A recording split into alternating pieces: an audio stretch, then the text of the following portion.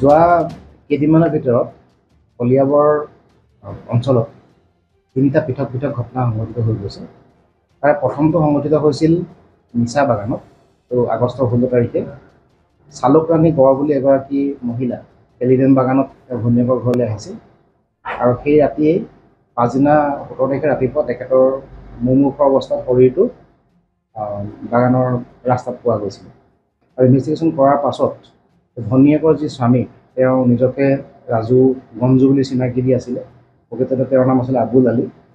তেওঁ আজি তাতে হিন্দু বুলি চিনাকি দি বিয়া কৰাই তাতে আছিলে।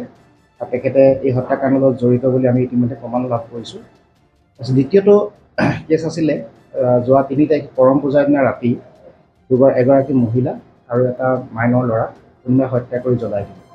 এই সংক্ৰান্তত আমি ইতিমধ্যে তদন্ত কৰি বিশাল চাওতাল বুলি এজন ল'ৰাক আমি ইতিমধ্যে কাৰ্যত কৰিছোঁ আৰু তেখেতে স্বীকাৰ কৰিছে ঘটনাটোৰ কথা জড়িত হোৱাৰ স্বীকাৰ কৰিছে।